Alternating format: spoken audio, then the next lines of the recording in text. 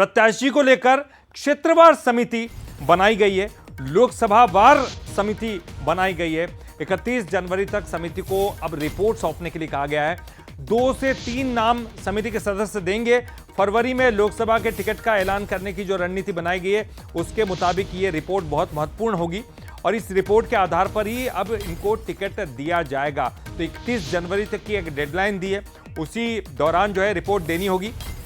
और चलिए हमारे साथ सूरज शर्मा बने हुए हैं। सूरज, देखिए जैसे कि हम बात करते हैं उस रणनीति पर जिसके तहत जल्दी से जल्दी प्रत्याशियों को उतारना, लेकिन उसके लिए प्रॉपर एक तरीका जो है इजाद किया। कांग्रेस ने एक समिति बनाई और समिति के आधार पर यह रिपोर्ट जो है भेजेंगे समिति के सदस्य और तब जाकर सब कुछ फाइनल होगा। कौन कौन नाम हो सकते हैं, किस तरह की समिति बनेगी, इस पर कोई जानकारी?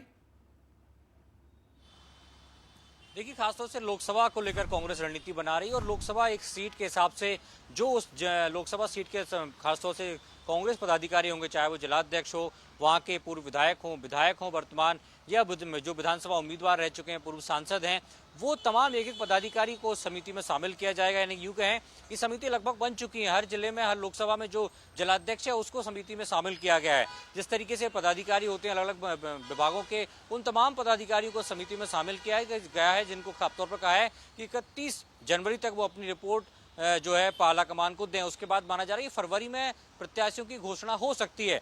लेकिन ये बहुत महत्वपूर्ण बात है कि जिस तरीके की प्लानिंग कांग्रेस कर रही है, क्या वो धरातल पर उतर पाएगी, ये बहुत महत्वपूर्ण बात है। क्योंकि विधानसभा चुनाव में हमने देखा था, कांग्रेस ने कहा था कि 3 महीने पहले प्रत्याशी घोषित कर देंगे, लेकिन सबसे आखिरी में बीजेपी बाजी मार चुकी थी। बीजेपी 3 महीने पहले कर चुकी थी, लेकिन कहीं ना कहीं कांग्रेस पिछड़ गई थी। अब लोकसभा चुनाव है, कुछ विधानसभा हार भी चुके हैं, तो ऐसे में अब अगली रणनीति कांग्रेस की बन चुकी है।